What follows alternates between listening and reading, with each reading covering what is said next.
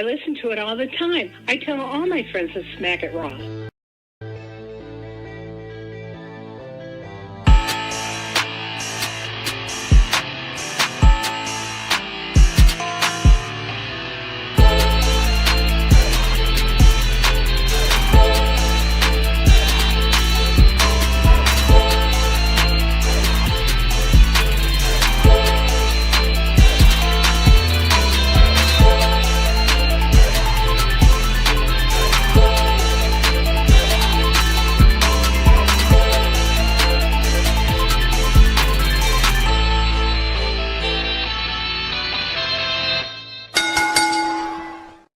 Following podcast contains mature content. The views and opinions expressed by the host are not necessarily those of the host. Listener discretion is advised. Ladies and gentlemen, welcome back to your least favorite podcast, the Smackin' Raw podcast. I am your host, patron saint of podcast, and the Warden Matt Ritter. I'm here with my co-host this evening. She is hosting the Shealy Showcase Inside the Mind of In the Crowd and story time with the reigning, defending, undisputed trick or trivia champion, Sans Pickle today, Ms. Katie Kinsey, baby. The pickle was one time. Listen, one time. Imagine if Mr. Iguana said Yeska was one time. La Yeska. Yeah. Imagine if he said it was just one time. No, nobody would like that. That's not my gimmick, though. La Yeska is a part of the gimmick. No, it's not. Katie and her pickle. I almost put that under next news and rumors with Katie and her pickle. Then you didn't have the pickle. How you doing, Katie? I'm fine. Happy to be back on StreamYard. Yeah, because fuck that other place. Yeah. Well, we are back on StreamYard. We are back doing our show because last week we had to do it on the Shealy Showcase. So we're back on Creation World, which, twitch.tv/Creation World. If you have Amazon Prime, you have Prime Gaming. I haven't done this in a while. You take your Amazon Prime account, you take your Twitch account, you make them fuck, and then you get a beautiful baby, and that is a free sub, and then you give us that baby. And it costs you absolutely nothing because you're already subscribed to Amazon Prime. Or you can check us out at youtube.com/Creation World, where it is free to like, to subscribe, to comment. Katie, what does that do? That has been well. Boost the algorithm, helps find new listeners. And why is that important? Because you will forever and always be a whore. That is correct, ladies and gentlemen. I am a whore for your likes, for your views, for your comments, for your subscriptions, which, hey, guess what? What? Oh. Banner's hiding it. Take the banner down.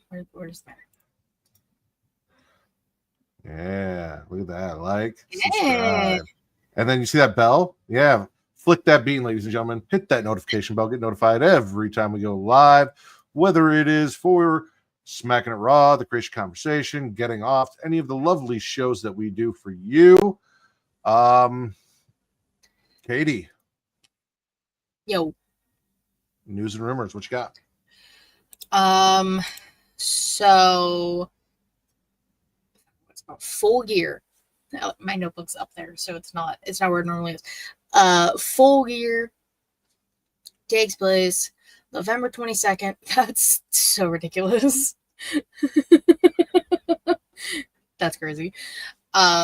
Full Gear, November 22nd in Newark, New Jersey. So cool.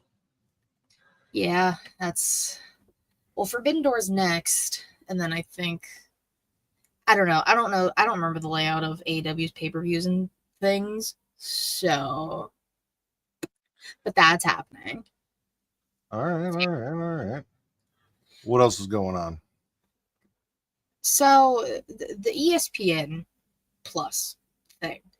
So, what had happened was we all were told that come 2026, Peacock will no longer be holding the WWE PLEs for whatever fucking reason, because they hate us.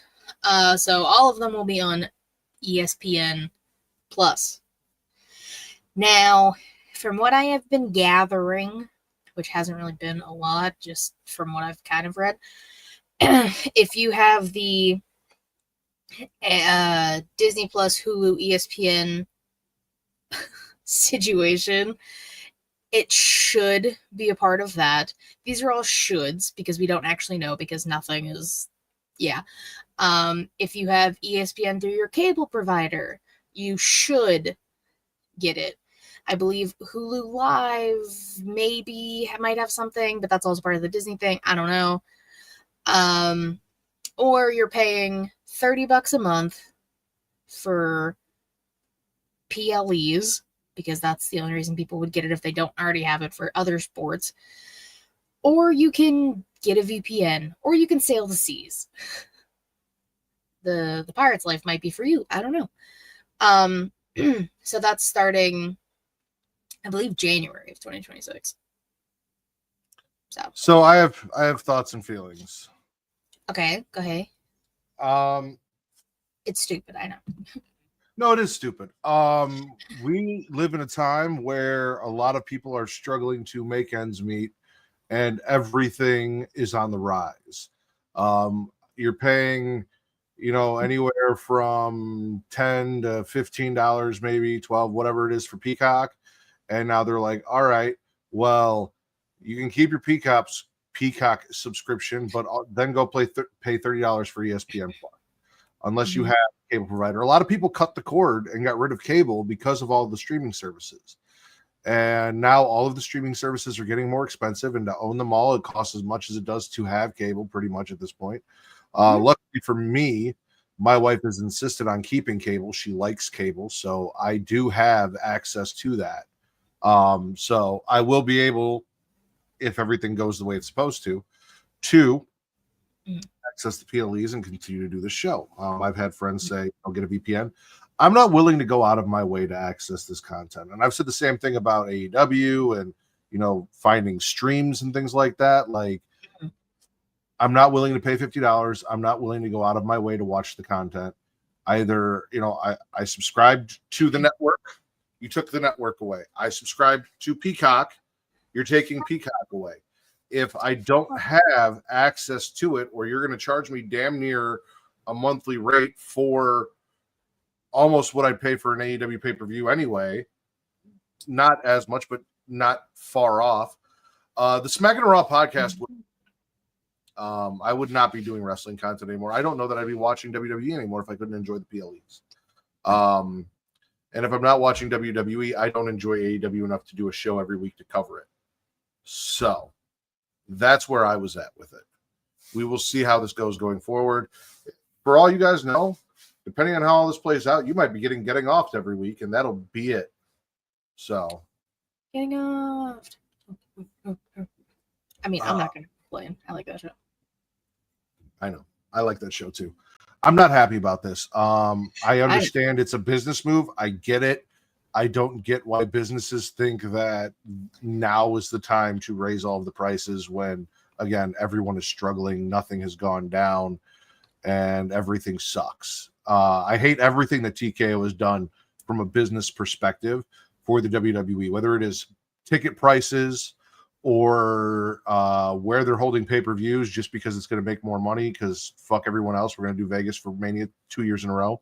Or this right here with ESPN. I hate everything about the Trump ads that we saw being played during WWE programming and the fact that Brock Lesnar was brought back, even though we have not been told that he has. You can assume, you can guess because TKO said this, that, he's been cleared, but I have not heard that he's been cleared of any allegations or charges or anything like that. I hate the Tony Hinchcliffe stuff. Everything that has happened since TKO took over has been moving in a direction that, I hate to say it because he is a piece of shit and he's getting everything he deserves. But under Vince, we were not moving in this direction. And you'd think with who his friends are and what he does, that's the direction we'd be moving in, but we didn't. He knew his audience. TKO does not give a fuck about the audience. They give a fuck about money. No, it's because TKO is it's not just WWE. Like, when it was just WWE, things were fine. Things were Gucci. But now TKO has their grubby little paws on it, and they're trying to make it more UFC coded because they also own UFC. And like I've enjoyed an occasional UFC fight or two. That's not really for me. I just learned sports last year. Like I was watching the preseason game for the Steelers, and I'm pretty sure we won. So go Steelers. Like that's cable, and I have cable. I don't have ESPN, but like I can finesse that shit if possible. Everything is stupid. No one has money. I think everyone collectively as a whole just start selling feed pics. And that's my thing is like, you guys know who we are, who we have been since this podcast started, what we advocate for, you know, what we do around here. And a product that I enjoy that employs people that I would like to support is moving in a direction that I'm having a hard time supporting.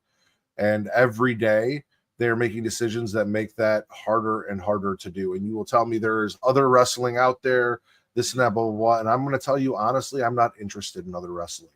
I've looked at other wrestling. I've done retro podcasts and gone back and done the WCW stuff.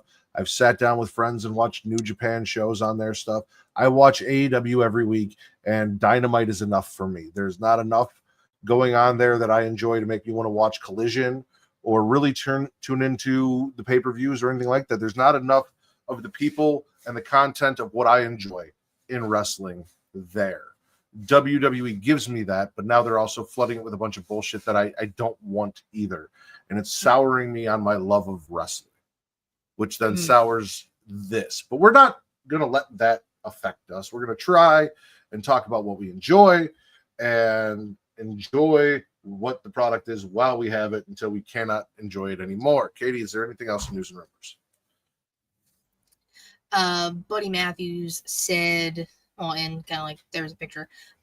He is getting surgery on his ankle. They thought it was going to be fine enough for him to kind of just like get through and like kind of like train it off, but he has to get surgery. So I don't know how long he actually will be out, but like that sucks. It does, but at least yes, but at least while he's recovering at home a couple days a week, he's got mommy taking care of him when she's not on the road being a fucking Rhea Ripley. Like, so it's not fair, you know. I think it's all fun.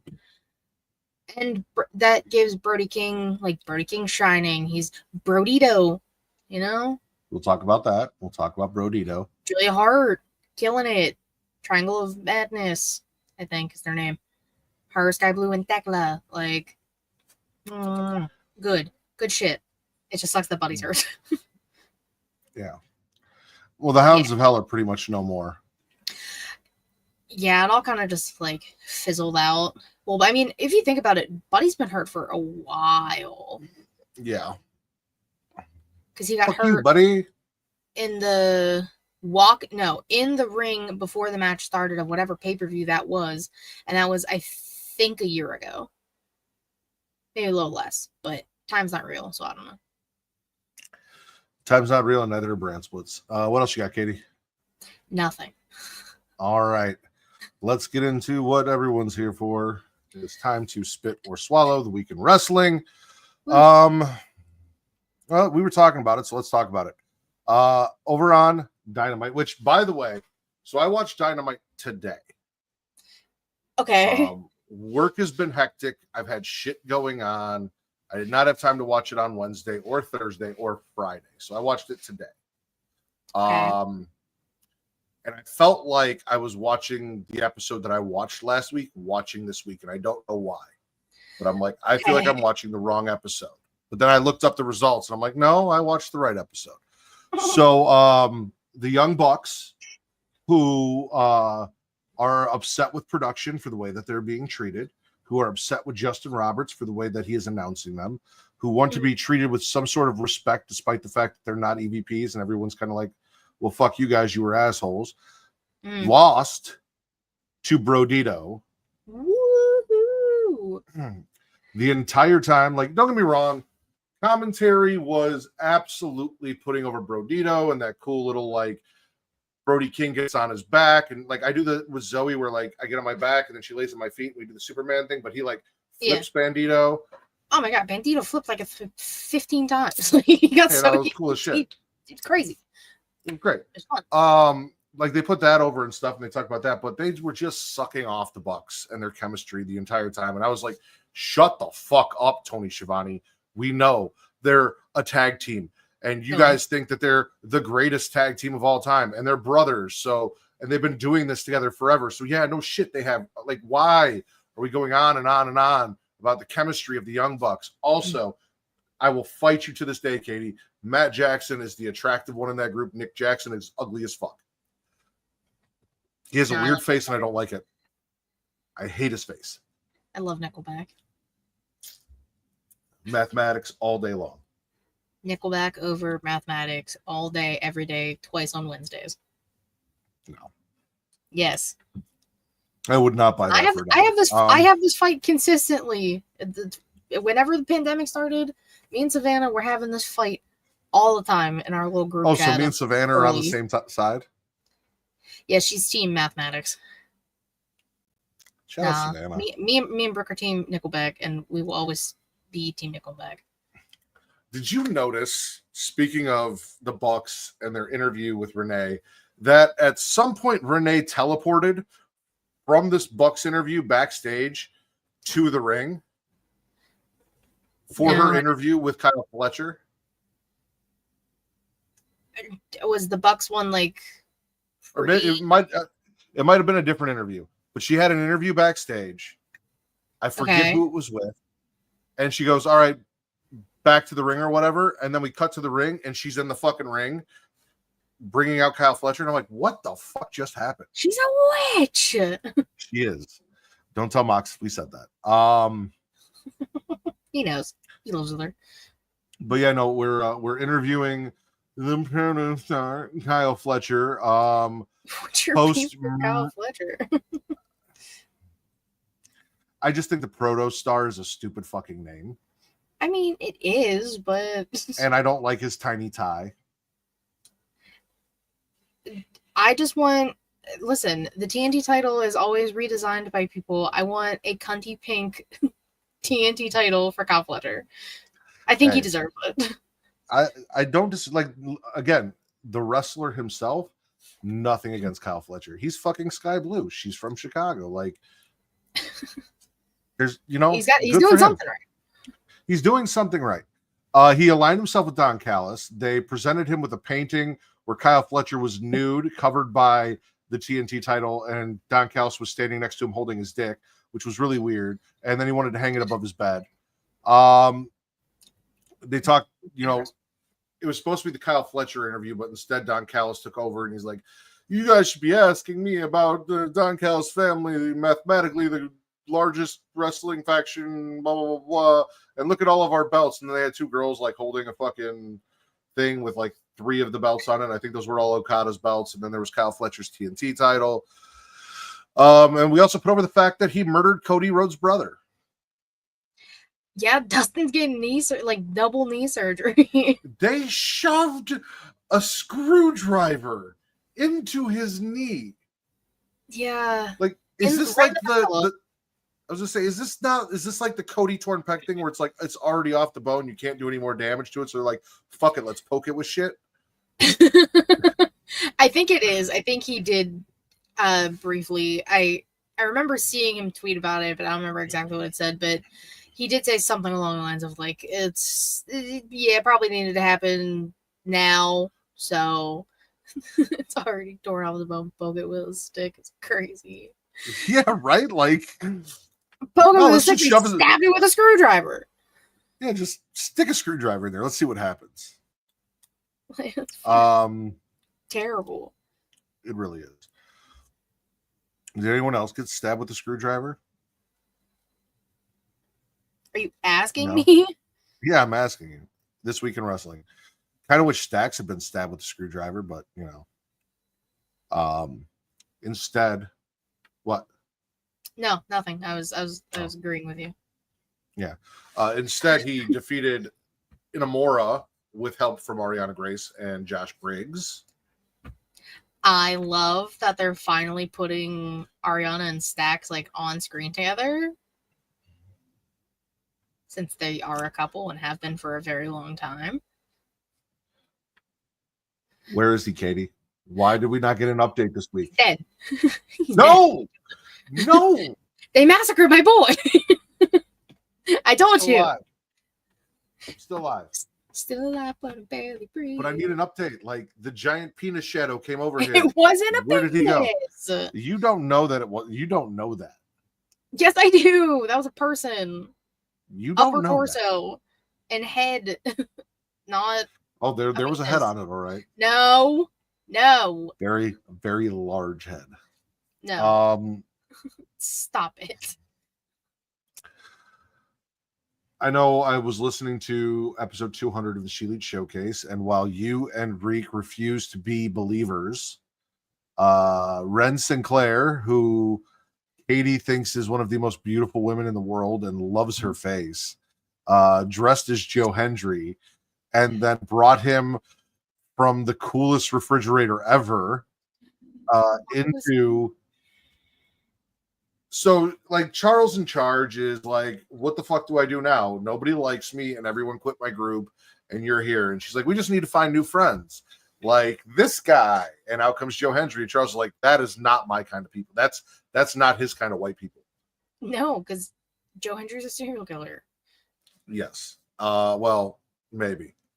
He's got the face of one. Unconfirmed. No, so Charles was not a fan of the Joe Hendry thing, even though Ren was. And honestly, I'd much rather see Ren with Joe Hendry than Charles, because, like, what is Charles, other than being Baby Regal, what does he have to offer at this point? Honestly, nothing. Like, the group is dead. Ren QC is not a thing. She just wants more friends. Charles doesn't want any friends. Joe Hendry offered him an outfit, and Charles said, what the fuck is this? Like, I don't want this. So instead, they made a match. So now we have a match next week. Joe Hendry, Charles in Charge. Yeah. Unfortunately. I need to get Vince to get me to say his name and he appears just so I can play it every time we say Joe Hendry. Thought I was like tweaking or something the past few weeks because like just randomly on the screen, like during a match, fucking Joe Hendry turning was just appearing everywhere. It was pissing me off. Speaking of former members of the No Quarter Catch crew, Tavion Heights wants a shot at Ethan Page and his belt, and for some unknown fucking reason, Chelsea Green decides that she is an Ethan Page fan and comes out to support Ethan Page. Because they're both Canadian. On NXT. So? That's why. So is Trish Stratus, she wasn't out there? Trish doesn't fuck with Ethan Page. Trish is busy. Are we sure? Actually, I don't know. But Trish is busy. Chelsea Green doesn't have the US title anymore, so she's like, I can just do side quests right now, I guess. So... It was a weird side quest. But like that's gonna lead to a tag, like a mixed tag. I'm assuming next week, or possibly at Heatwave in a few weeks. But like, who's Tavion's partner gonna be? That is a very good question. This is the mystery. We all call in Scooby Doo. Like, let's solve this mystery. Is there? I mean, other than you, are you his mystery partner? Wouldn't that be so fucking cool? I hid this for you guys for so long, and it's me. She's just been like talking about how much she hates Ren Sinclair's face, and she looks like the Bee from the Bee movie. Just to debut on NXT in a tag match with Tavion Heights. Listen, I did not make that tweet. That tweet found me. Though I'll tell you this. It would make a lot of sense as to, you know, we give you so much shit, Katie Fat Stacks and all this stuff, and Recast is running tally.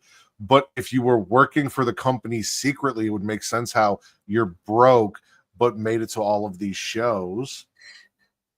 No, I'm broke now. Conspiracy theory. TC, if you hear this.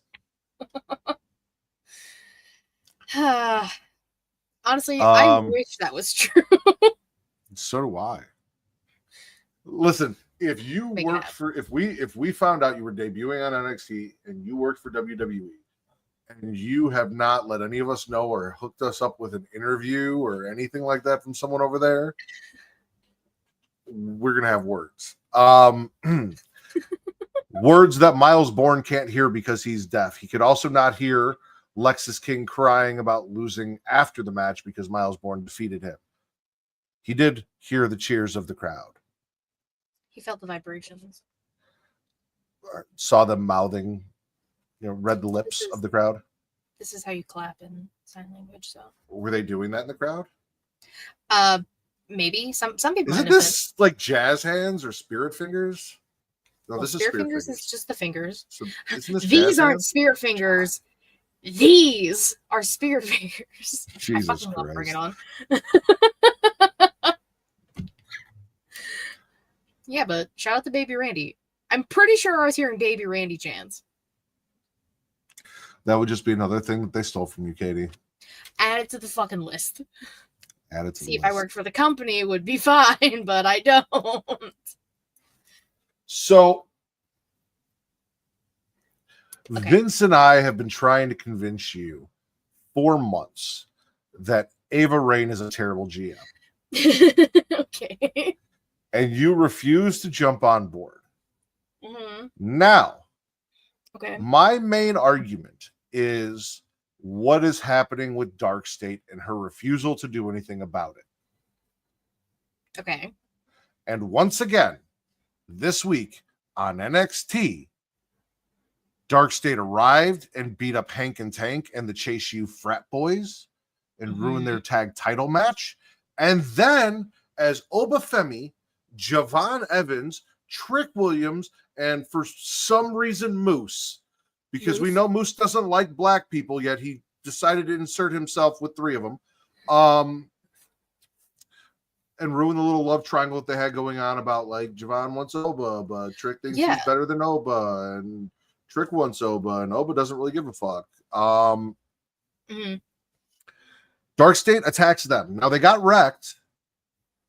And now we're making, again, another match, another tag match, this time a 4-man match. 4 dudes, none of which who get along, versus Dark State as an entity. And this is not the first time that we have taken Oba Femi, Trick Williams, maybe Javon Evans, and made them team to fight Dark State. And now we're also adding Moose. Like, Ava Raine isn't doing shit about Dark State, Katie. They're just doing whatever the fuck they want whenever they want. I still think Trick is secretly the leader, but that has nothing to do with what we're discussing right now. I'm just stating for the fact that I still think it's Trick.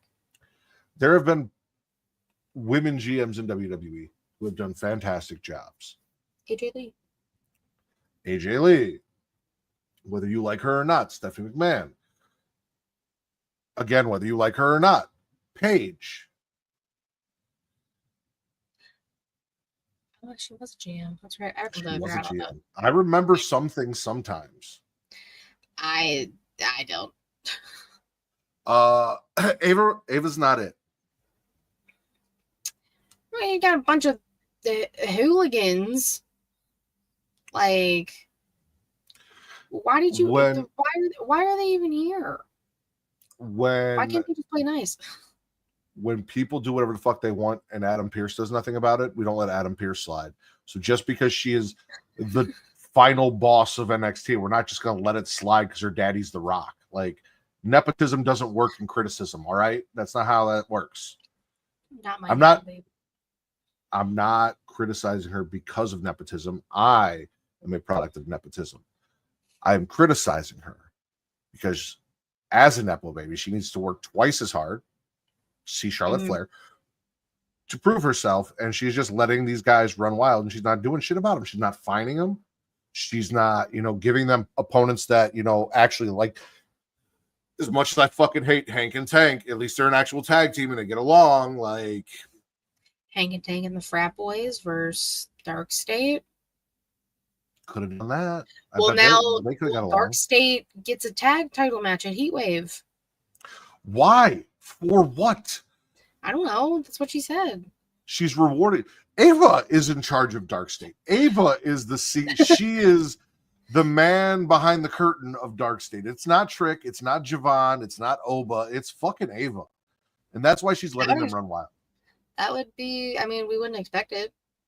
She is the final boss and the higher power. And she is sick of all of these people on her roster. So she's sending Dark State to handle them because they're getting on her fucking nerves. That's what it's got to be. I mean, probably. Also, I would love the Chase U frat boys and Mr. Chase and Hank and Tank like butt chugging. No, we don't need to see as like a bonding experience. We don't need. Do you remember when? Did you? What was it? Neighbors 2 where John Cena butt chugged? Or, no. What was the one where it was his daughter? Is that and they were like going to prom. Blockers or something? Yes, blockers, cock blockers. Yeah, John Cena butt chugged in that. John Cena's babyface. I told you guys. Nobody believes on that one. I have it right here, Katie. You are correct. Babyface Cena is back, and his next opponent is not Brock Lesnar. Apparently, it's Logan Paul. His BFF Drew McIntyre showed up and attacked John Cena, but yeah. That's America's ass. I forgot that we changed it. That was more appropriate for when we were talking. Yeah, it's not Cody anymore. No, it's not. But anyway, America's ass, Cody Rhodes, came down to make the save. You're a new WWE champion. And now it looks like, we got Cody and Cena versus Logan and Drew. At one point, John Cena ran into R-Truth backstage, and R-Truth is like, "You're back, I'm back." And then John Cena just basically blamed his entire heel turn on Truth and made it seem like Truth was the one that did all the bad things. And a lot of what Truth did lined up with also what John Cena did, like, changing your hair. Mm-hmm. I don't remember Truth making a kid in Brussels cry. Not that I'm aware of, no. Logan caused a DQ in the match with a low blow, and then him and Cena brawled to the back. And then Drew remembered after all this time that he wanted to be champion, and he picked up the belt and he looked at it and he got a hard on and he's like, "Oh shit, yeah, that's what this was all supposed to be about. I forgot about that." And then he hit Cody with the belt, and that wasn't enough. Nope. Because if it wasn't bad enough that last week a Rhodes got a screwdriver shoved into his torn kneecap, Drew McIntyre set Cody Rhodes up against the announce table, the underneath the bottom part, Yeah, they're new heavy ones. Claymored that man directly in the face and shoved his head and the rest of his body through the announce table. Fuck yeah. Cody Rhodes rolled over, looked up, and could see who's the announce team on SmackDown? Tessitore and Wade. Yeah, so he looking at Wade Barrett's bullocks. Could be worse things to look at, honestly. I haven't seen them, so I honestly can't tell you. There might not be. They might be weird and lumpy. Okay, ew. Relax. No, this is psychopath Drew, title hungry Drew. Like, this is what we needed. Like, have him crash out more. Fuck it. So we're probably getting him and Cody at Clash. More than likely. See, we could have had so many other fun matches for Cena during his retirement tour because he only has like 4 months left and they hate me.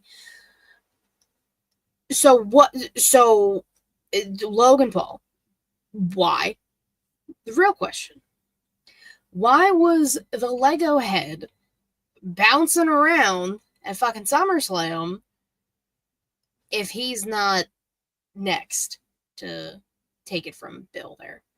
Like, because they're gonna save that for probably Survivor Series, a bigger pay-per-view, and they've got to wait to get there. And also, who knows how many appearances he's being paid for? The rumor is, go ahead. That he was paid the entire time he was gone for allegations. Yeah, I saw. But no, yeah, let's cut 90% of your women and a lot of your LGBTQ plus talent for budget cuts. Okay. It's fine. I'm not mad about it at all. No, like, imagine what we could have had. Cena, AJ. Let's run that back. AJ Styles. They're on different shows. It doesn't fucking matter. Like you said, brands aren't real. That could have been fun. Let's cook up fucking Mello and Cena for Clash. We could have had time if you wanted to start this after SummerSlam. We could have had anything. Cena and fucking Dom. Like, sure. But no. Actually, no. Yeah, give me Cena, Dom, so Cena can win the IC title and be Grand Slam champion before he retires. Big brain. You do have a big brain. Speaking of Dominic Mysterio, when Judgment Day showed up, Dom ran into the LWO and tried to kick them out of the building because he is king of the luchadors. He ended up with a match with Dragon Lee. Okay, did stop by and give Dom props and said they're not done. Three Grande Americanos. One Lud. Okay, why are you still shipping Kaiser and Tiffany? Why not? They were a pretty couple. I don't know. They seemed to actually like each other at one point. Until he slid into the wrong person's DMs. I don't think that's true. We don't know. I mean, that was said, and shortly after their relationship came to an end. And I watched Untold. I know you watched Untold. Tiffany made it very clear. Was it Unreal? I thought it was Untold. Anyway, yeah, no, that thing on Netflix that WWE did. I watched the whole thing. I don't know what the fuck it was called, but I watched it. Tiffany said, yeah, no, that whole last part was unscripted. And Triple H was like, we don't do that around here. You need to go apologize, which was fucking bullshit. But not, I mean, they seem to be okay after the fact. All I'm saying is that Ludwig and Tiffy were posting TikToks together in the beginning of July. Allegedly, they broke up in like June. That's all I'm saying. Okay. So we know that Ludwig is one Americano. Ludwig Kaiser is the original, putting it in quotes, because Chad Gable's hurt, so he took over that one. Yeah, but he actually speaks Spanish, so he's Chad Gable spoke Spanish, he's not but even like poorly. American. Ludwig Kaiser is not even American. No. He's El Grande Germano. Okay. Another El Grande Americano who's not American. Rumors, speculation. Tyler Bate. Well, Peter Dune would have been the first one after Ludwig, and now Tyler Bate. Yeah, well, I didn't want to acknowledge that it was Pete Dunne. I was just going to ignore that fact because poor Pete Dunne. But Tyler Bate needed something to do. I'd rather have him in Lucha. By the way, none of them are American. Not a single person playing them. El Grande, I don't know, Europino? Europino? Yeah, why not? See, if Vince was here, he could tell me, but he's not. Yeah, no, I don't. Dragon I Lee don't have multiple Americanos. Dragon Lee lost the match. 3 Grande Americanos showed up. None of them were American, nor are any of them really Grande. Like, the most Grande thing about Ludwig the 3 is Americanos. Grande. Yeah, not Ludwig is Tall? a skinny little. Listen, nothing. No. Grande. I'm going to say this, and this is, I understand. Yes, but I'm going to say this, and I'm going to say it because I'm Matt Ritter, and this is just how I say things. And this isn't necessarily like against Ludwig Kaiser before you get all defensive of Ludwig Kaiser. He's a skinny little bitch. He's not a big man. Okay. Yeah, but when I say little bitch, you tend to give me shit for the way I phrase things. What you mean? Not that I think Ludwig Kaiser is a bitch, but he's a skinny little bitch. Like, in comparison to the Grande, like, you know who would be a Grande Americano? Braun's son. For me, that's Grande. Australian. Well, Braun. Yeah, I guess. But none of them are American anyway. Not the point. He's a skinny little bitch. The only Grande thing about the group is Tyler Bates' thighs. Those are the only Grande thing in that group. The thighs.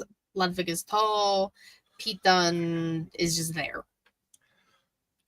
He's not even that tall next to Gunther, which not who is, but also it makes him seem shorter because they put him with Gunther. I don't. Why are we arguing about this? AJ Randomoff. Yeah. AJ Styles. We also continued the Rusev Sheamus. We're not going to say it's a best of 7, but best of 7 because this one went to a no contest brawl. I told you we were getting a best of 7 and they're going to be best friends and they're going to tag again. I told you this a few weeks ago. League of Nations returns. But just those two, because Wade Barrett doesn't wrestle anymore and nobody fucking wants Alberto Del Rio. Well, nobody wants Alberto Del Rio. Wade Barrett could come off commentary and be their manager. He could be to Rusev and Sheamus what Big E was supposed to be to the New Day before the New Day shit on Big E. I mean, that's if he wants to. He could have some bad news for us again. And that bad news could be the League of Nations returning. I mean, it's not like the League of Nations was like terrible. We turn Sheamus heel. Rusev's already heel. We bring Wade Barrett off commentary. And then it'd be like Eric Bischoff's 3-minute warning. But I'm afraid I've got some bad news. And then out comes Rusev. And fuck it. We won't even call them League of Nations. They'll just be bad news. And it'll be Sheamus and Rusev. And they're going to fuck up the tag team division. That doesn't exist on Raw anyway.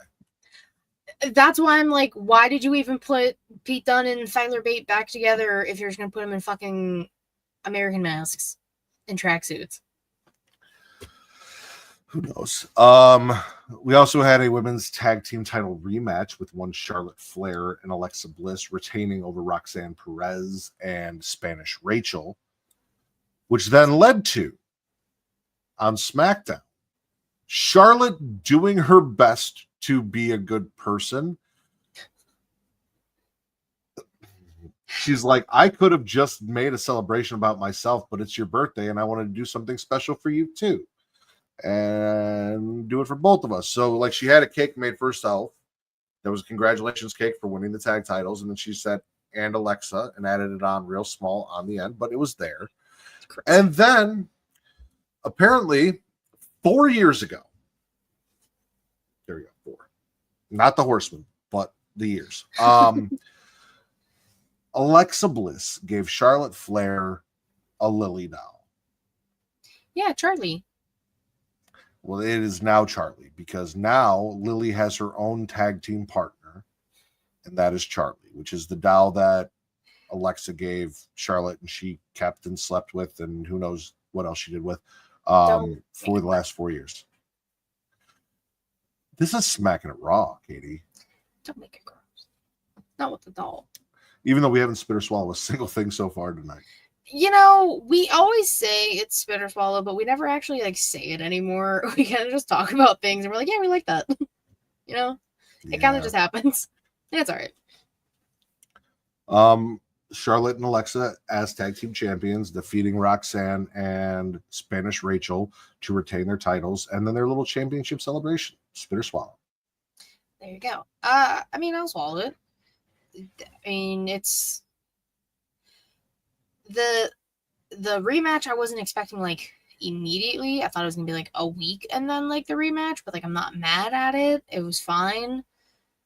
The everything on SmackDown, at least it wasn't like a whatever Alexa tried to do with Bailey, however long ago that was. Remember that? Yeah. Yeah, at least it wasn't that. So like Well, I forgot. That's America's ass. And her secret Hervis showed up to rain on their little party, which then led to Nick Aldis having a present for Alexa, which was a new referee to referee a Charlotte match. yeah, a little bow tie and everything. New ref unlocked. New ref unlocked for Alexa so that he could referee Charlotte's match, at which point she made Chelsea eat cake and tap out. Yeah. But like as soon as the cake was like involved, we knew somebody was gonna go in and we knew it was gonna be Chelsea. Like Well, we also knew that Charlotte was going to wrestle because Alexa came out dressed like Alexa and Charlotte came out in full ring gear as if she was going to perform. yeah, sometimes they kind of just give it away. Just a little bit.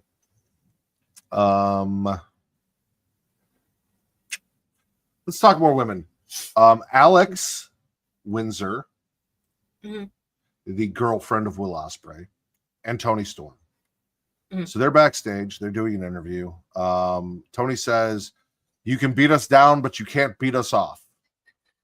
And Alex is like, "Hey, chill. Listen, if I get a lick, I'm going to lick back." And she's like, "Fuck, I'm doing it too." It's the Tony effect.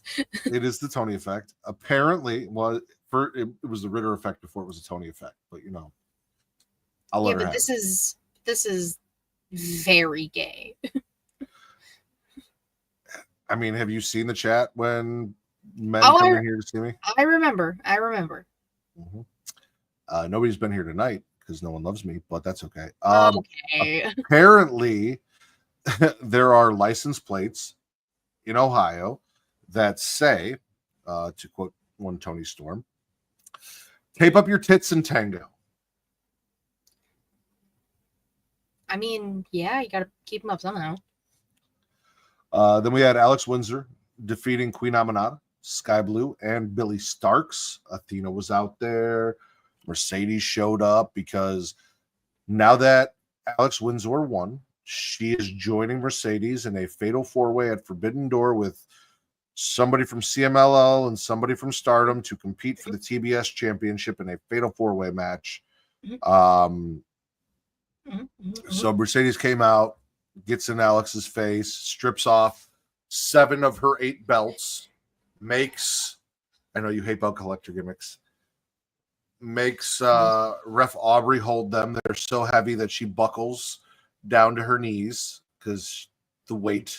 I will say, hating belt collector gimmicks or not, whether or not the Owen is really technically a belt, because it isn't defended, the way that Mercedes carries all of those belts is actually pretty fucking cool. Like, she's got the one belt on and then she hangs all the belts off the one belt and like makes a skirt for herself with a skirt of belts. Or hear me out, she just doesn't have all the fucking belts for no reason. Athena came out of nowhere as Tony was getting in the ring because Alex and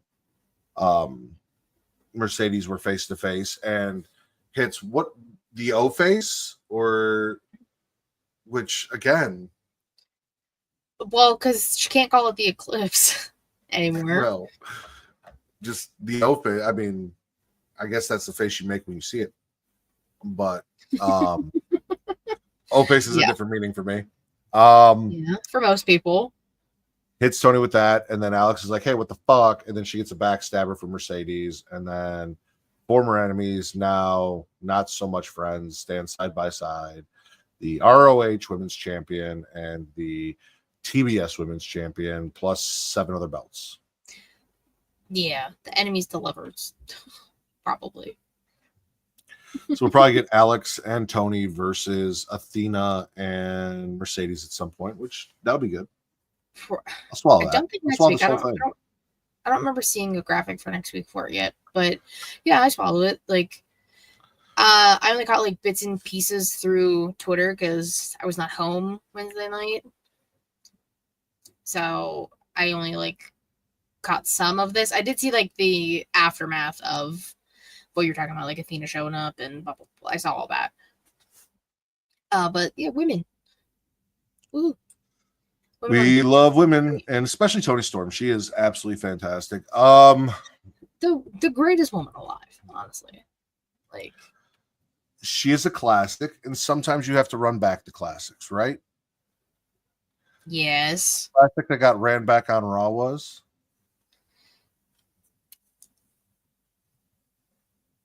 No, what?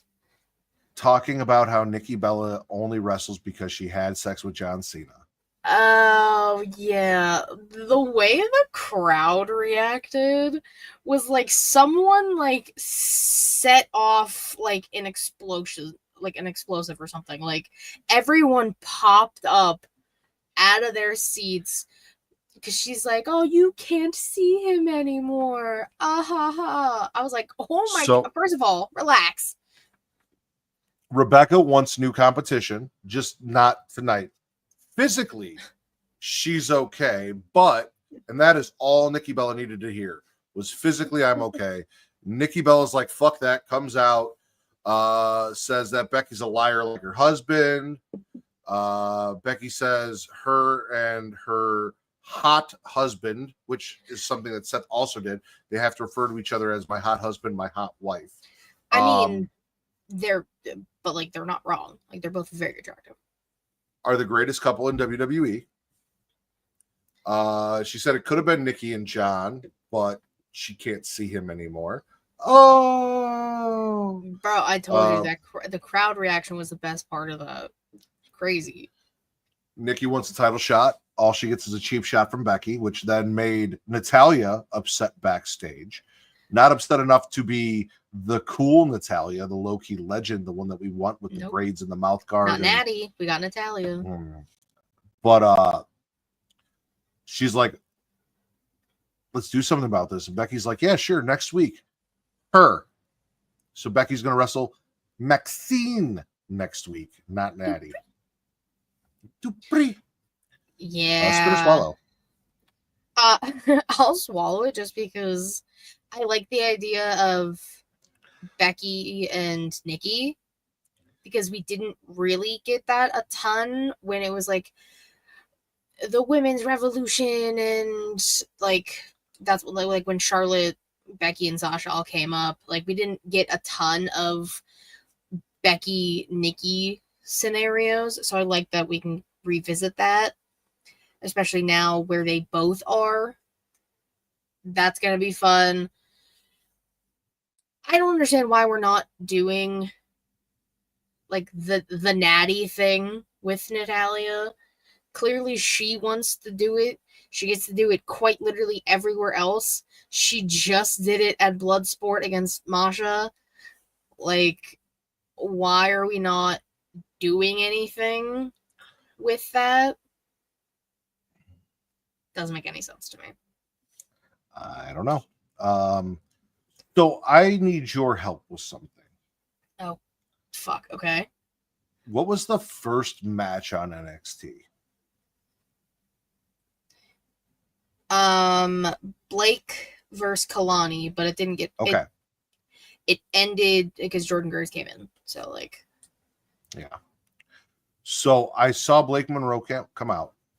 Okay. Then I had to deal with something with Zoe, and the next thing I know, I saw Keylani standing in the ring, and I didn't see anything that happened, and I was like, I thought they said she lost by count out technically. So yeah.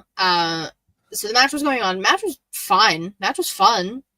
And then Jordan Grace came out wearing her neck brace, pissed off, chases Blake because Blake did the smart thing. You know, when one of your ops is coming to the ring, you book it. CM Punk should have learned that. I'm just saying. Hey. I'm just saying, if We Phil don't run. If Phil would have just rolled out the ring as soon as he heard the music start, he would have been fine. That's what Blake Listen, did. CM Punk. Let's talk about this. All right. First and foremost, shout out to Vince, who's not here. I was listening to Get Your podcast, and they were talking about how this is the softest Phil we have ever seen. Because in the documentary, him crying and thanking Triple H and all this, and all that. And listen, we love soft Phil. He called him Emo Punk. I'm calling him CM Emo because it's emo instead of Punk. Okay. And we love CM Emo. Like, he's been fantastic, doing his thing. Okay. Love soft Phil. He has never run away. If he had run away in him, he wouldn't have gone for that second UFC fight after getting wrecked the first time. He would have just said fuck it and left. No, he probably wanted like a chance to redeem himself, and then that's why he ran after the second one. He didn't learn. He didn't really run after the second. Did he have another fight after that? No, but I think they came to a mutual agreement that this isn't working out for you. He didn't run away because we don't run in Chicago.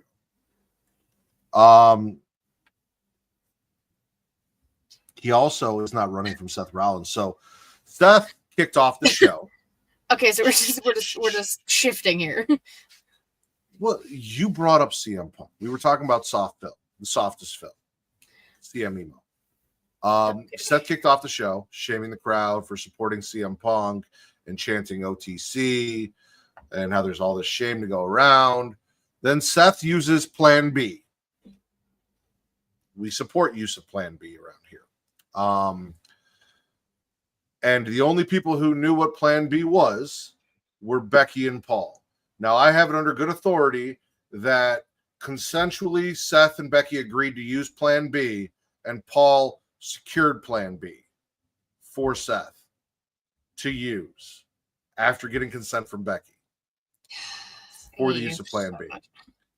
LA Knight pisses in Seth's vision, then asks for a title match, and Seth's like, no, we're good. And Adam Pearce is like, listen, you kind of faked an injury and pretended that you were hurt and lied to all these people and bribed a doctor to falsify medical reports.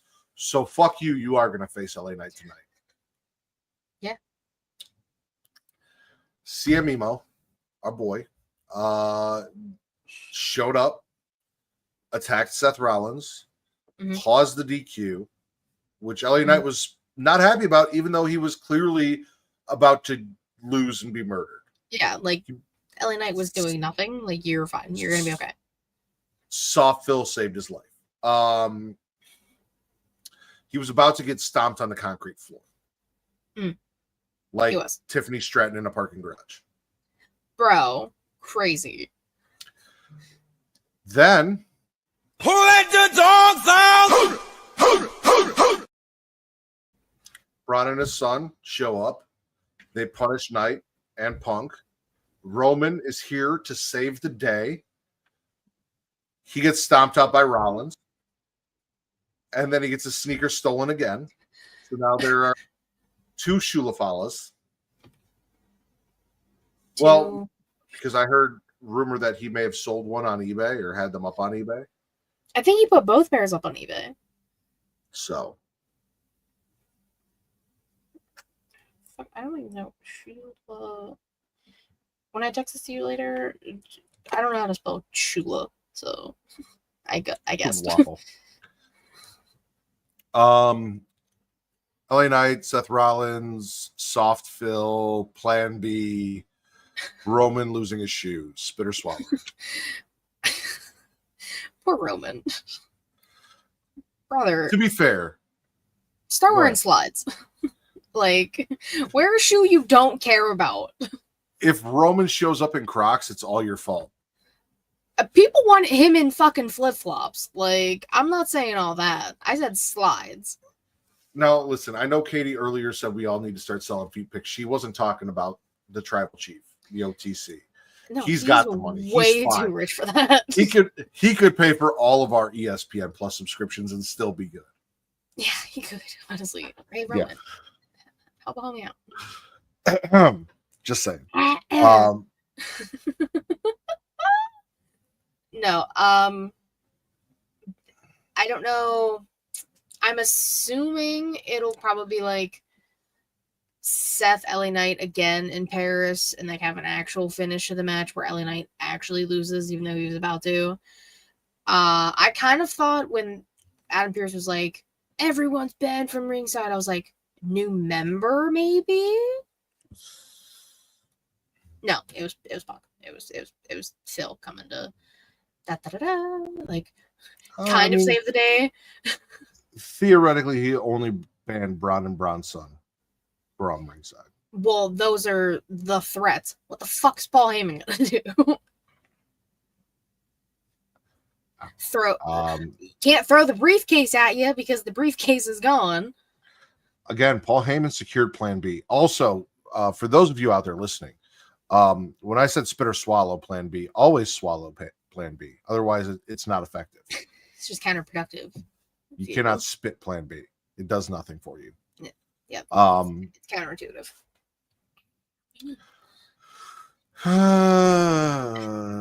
So Mox had a match with the Canadian Redneck.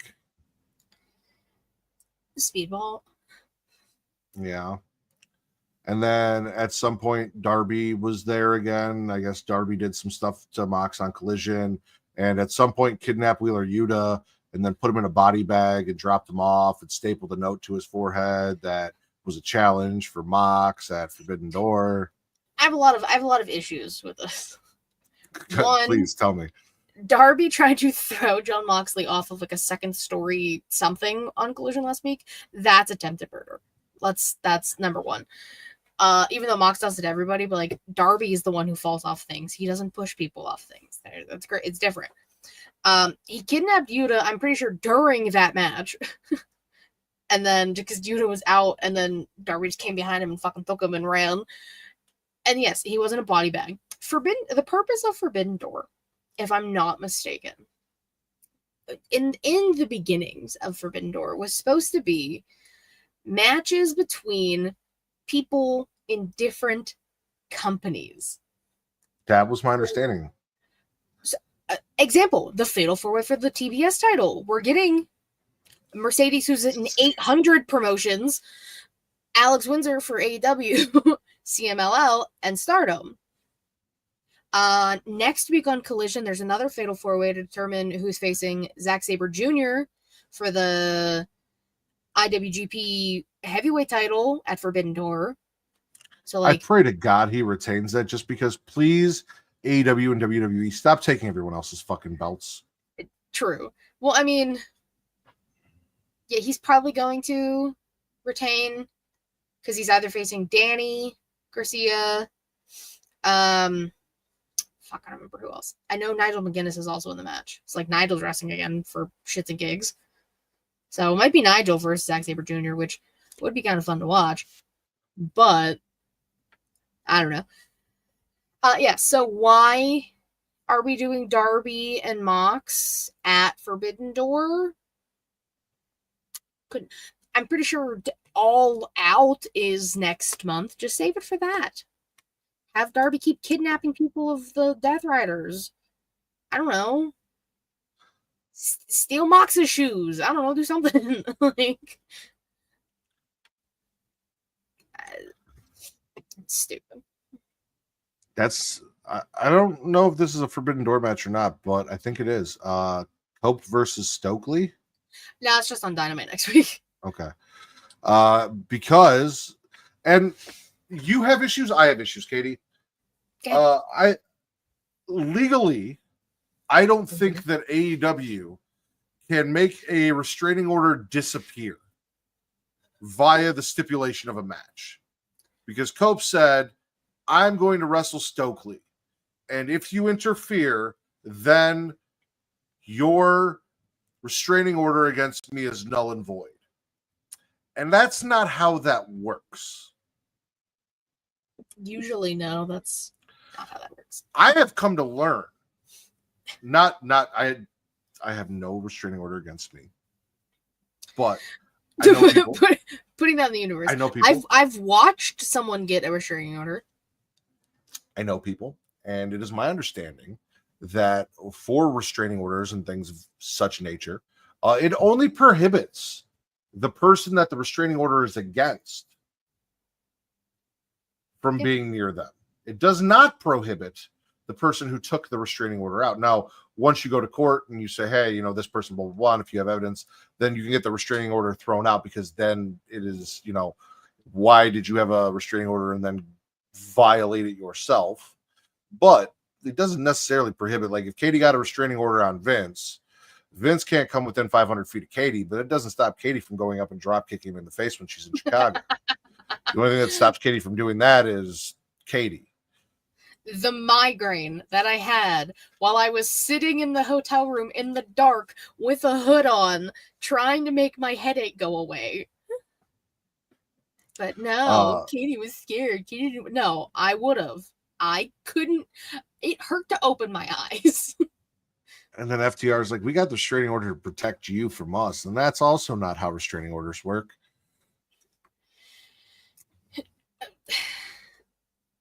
I mean, their restraining orders are typically put in place to protect the person putting the restraining order out. But FTR are the ones who keep attacking Cope, and Cope's just retaliating. So I don't know. Stokely's gonna get speared in half on Wednesday. Spit or swallow, Cope, Stokely, FTR. Spit, because what the fuck are we doing here? Pretty much. And then there's the whole side, Christian didn't learn anything from me showing up and saving his ass and blah, blah, blah. It's like, well, Christian's the bad guy and Nick Wayne is not. Yeah, Christian. Because Christian said and then said her pussy was loose on national television. Did. You know who needs a restraining order? Who? Grayson Waller from the fucking New Day, because they are not helping him in any way, shape, or form. Actually, the New Day probably needs one from Grayson Waller, because he won't leave them the fuck alone. Yeah, he's very clingy. He tried to get the New Day a match, and instead ended up with a match against Penta that he then lost. Yeah. We gotta talk about Xavier Woods' big hat. Big hat. It was... You ever see... Fuck, which Scary Movie is that? Is that Scary Movie 4? No, I think it's 3, where the cop's hat just keeps getting bigger. It's 3. That's what I thought of. It doesn't get that big in Scary Movie 3, but it was pretty damn big hat. Woods, I am disappointed that you did not slowly throughout the night and through segments make the hat bigger. Start off like a regular hat backstage and then come back with a slightly bigger hat until you came down ringside and the hat was enormous. Missed opportunity. It definitely was. And I love that Penta became Kung Lao from Mortal Kombat. It's fucking yeet. And I saw a lot of Mortal Kombat edits after Monday Night Raw ended with that particular part. And of course he did his cunty smooth operator dance with the hat on, because why not? It's Penta. I love Penta. He's fun. He is. He's fantastic. How much of the Dungeon of Doom have you seen in WCW?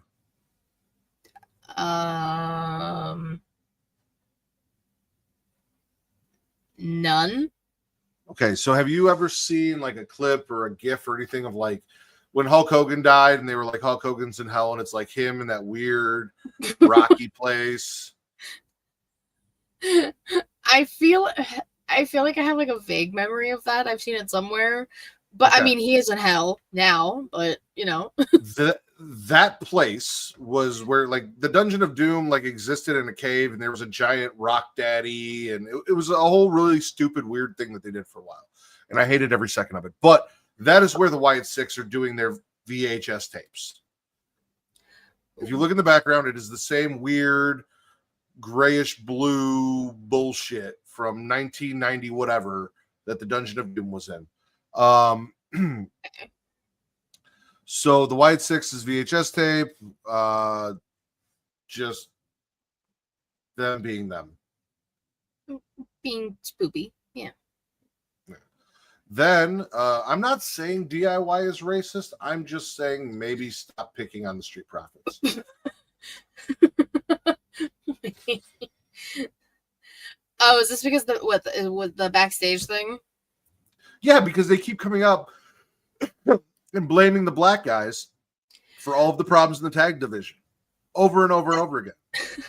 Oh, I mean, this time Montez Ford did kick Tommaso Ciampa in the face. It's good. So it was the domino effect. Like, Tez kicked Ciampa in the face. Ciampa hit Johnny. Johnny hit Candice on the ladder. Candice went through the ladder. That, I mean, also, why was Candice in there? She wasn't in the match. So, like, God, did you see that bruise? Damn. I, like, rewatched it. She landed, like, that part was just, like, on top of a fucking rung in the ladder. That must have hurt so bad. Me, simply, I would have just cried and went home and never came back. But that's just me. Candice is the strongest person out there. Very impressive. We're also getting a Street Profits DIY match. Like, next week? This week? When? I think so. Next week. Or this week. I won't be here next week, right? Yeah, I know you won't be here next week. We talked about it repeatedly. I'm just reminding you. Sometimes you forget. Girls' night. Girls' weekend. Friday night, Saturday night. I'll be home Sunday. Well, we got to talk about that when the show's over, too. Okay. So if the Wyatt Six is doing things from the Dungeon of Doom lair, then Aleister Black is in the Saw bathroom cutting promos, but at least he's back in his black suit and doing the promos he was doing before he left WWE and had that terrible stint in AEW where as soon as Cody Rhodes left, he got flushed down the shitter creatively. Not the Saw bathroom. He also apparently fractured Priest's jaw. Holy shit. Well, that's what he said in his promo, that Priest had a fractured jaw. I saw him. I was at an impromptu concert. And then he says that he is the scapegoat, and he is a better scapegoat than Jack Perry, just putting that out there. But yeah, no, he was in the Saw bathroom in an all-black suit, fractured Priest's jaw. I was live in Chicago when he broke Lars Sullivan's jaw, so like, oh yeah, I know he can. I know he has it. He has the capabilities. He does. He's also ripped eyes out. So we didn't rip it out. He shoved someone's face into the steps. So you didn't watch SmackDown, so well, My Chemical Bromance had a match with the MFTs, and they lost to the motherfucking Tongans. Yeah, I saw that. The fuck? It was JC, Jeff Cobb, Mateo, and the taller Tonga. Alex Shelley had a denim vest on that said "Wake, Bake, Skate."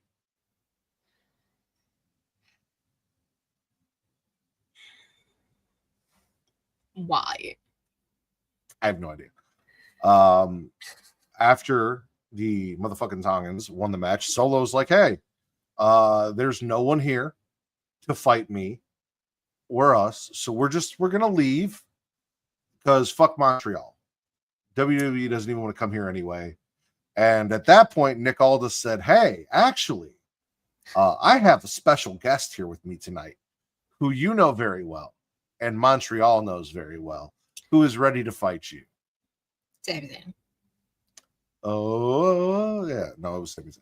Well, it's almost like they do this almost every time they're in Montreal. And Sami won. He defeated Solo in his conquest to shocked. Finally win a WWE championship. He is winning matches and defeating champions, just not anyone that matters for his goal. Well, yeah, because he wants to be world heavyweight champion. Yeah. Not US champion. And then there was this weird segment backstage. It's the last thing on SmackDown. So Mello was kind of mad at Miz because Miz basically hasn't done shit for him since they got together. And Miz is just pissed that Miz exists. No, Miz is mad that the Miz exists. So he was just bitching about basically his entire life and all of the hardships and the things that have happened to him and everything that was unfair to the Miz. So the way Miz decided to correct the issue that Melo has is to, instead of helping Melo get like a U.S. title match or something, he gets them a tag match. And Melo is kind of like, okay, fine, I guess. No, stupid. But he said he got them a tag match, and then Nick Aldis showed up. And he's like, hey, I've been meaning to talk to you. So he didn't even necessarily have the match secured before he said that he did. That's shady shit. Spit. Boo. Peh. Yeah. Melo deserves so. Speaking of shady shit, what is up with Chris Statlander? What do you mean? So Willow and Queen Aminata were like doing their little interview backstage, and then Chris showed up and she's like, you supported me, so I'm going to support you. And Willow's like, hey, how about you get serious about some shit? And then she like threw confetti and walked away. And I'm like, what the fuck is going on? I think Chris Statlander's having a crisis, like internally. But I just would love a world where Willow and Stat are friends again. Like actual friends. Not Chris Statlander being weird. Yeah. Yeah. Rounding out Dynamite, MJF officially was removed from the Hurt Syndicate by MVP, who loves him like a son, but he's like, we hurt people. All you have done is shit for yourself and not for us. I mean, that's true. And also, I hope to God that you do not succeed in your mission to defeat Hangman Adam Page for that belt, because I love you like a son, and if you do, Bobby's gonna fuck you. Honestly, I'm down. They also put over the fact that Mark Briscoe is on a 3-match win streak, and if he wins in the main event win streak, and if you were to defeat MJF, that would be 4 matches, which apparently, because we got rid of a ranking system a long time ago, would possibly put him in discussion with somebody, because there are no more. Because like I thought that Swerve and Hangman were going to be the EVPs. Not Hangman. Ospreay. Yeah, Swerve and Ospreay were going to be the EVPs. So, like, that's what I thought, too. But Ospreay's, like, dealing with some neck issues, and Swerve just doesn't seem to remember that he has these alleged powers. So, I don't know. So, anyway, somebody, probably Tony Khan, and whoever he does coke with, would then make the match for Mark Briscoe versus Hangman, because he won 4 main events straight if he had beaten MJF. He does not beat MJF because the ref does not see Briscoe get his foot on the ropes, and MJF escapes with the win. And then they're like, well, the ref's decision is final, as Mark's like trying to say, hey, you know, this happened. It's like, I mean, yes, the ref's decision is final, but if you can convince him that he fucked up, he has the ability to then restart the match. We didn't get that far. It happen. Because then MJF fucks up Mark Briscoe, and Hangman has to come down and make the save. And then MJF sticks around to talk shit, and then Hangman continues to beat him in the crowd, and then he runs away and stops to talk more shit, and then Hangman beats him some more in the crowd. So what you're saying is Hangman just repeatedly beat MJF. Beat him off. Yeah, I knew you were going to say it. So. I mean, if you're going to cue me up, Katie. He beat him off, Mark Briscoe. He beat him off in the crowd. He's just beating him off. All over the place. Last 2 things, and then we'll get out of here. So Ash by Elegance apparently wants to fight JC Jane for the TNA Knockouts Championship. Okay, isn't she a Knockouts champion or something? Like a tag champion? I have no idea. But she did send her fluffer to put JC Jane on notice. You know why? Why? Because JC Jane is a fake ass bitch.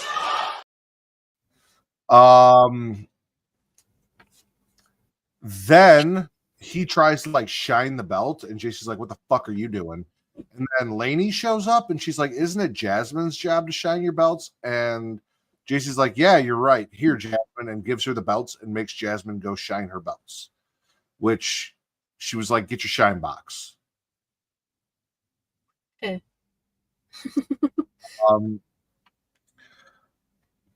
Jasmine got JC and her assistant a tag match because we refer to Fallon as her assistant now against Lola and Keylani next week. Or this week, I guess Tuesday, because it's Saturday. Yeah, next week. Yeah, that's. Can we just break them up already? You don't want any more toxic or fatal attraction? Fatal influence, and no. Toxic influence. Yeah, that's what it is. Wrong again, and no. This is stupid. Again, double champions are stupid. JC Mercedes is an 800 champion. You've been teasing this breakup for literally months at this point. Do it. Yeah, no, I don't care anymore. Actually, so now the last two things. All NXT, by the way. Thea lost to Nia Jax. Nia talks shit. Lash Legend came out for a fight. Eventually, Ava has enough and makes a match for next week. I wish it would have been Heat Wave, but I'll take it. We're getting Lash versus Nia. TC. Reek. Tuesday. Lash versus Nia. TC, get a new candle. I know they're not on sale. Get your candle out. Why does he light a candle for this match? I don't know. Like, well, he loves candles. I know he loves candles, and I love TC, but I feel like coming in the group chat and telling us that you're lighting a candle for this is kind of like getting the lotion and the tissues out. Like you're setting the mood. I mean, you've heard the soundbite they use for Nia and Lash, so yeah. If the boot fits. Did you say boot or boob? Boot with a T. Okay, I heard boob. I was like, if the boob. Of course, you did. Also, Tatum lost to Sol Ruca. Got me scared for a minute though. Listen. I love Sol Ruca. I'd be fine if Tatum won a title. That's what I was gonna get to. Like, I would love Tatum to finally win a title in NXT. She had many opportunity beforehand and was denied. Her and Lyra, we could have got something out of that, but no. It was close, you know. Sol held her own. The culling tried to cheat. Izzy, of all people, was like, no, stop it. She doesn't need the doll. It's fine.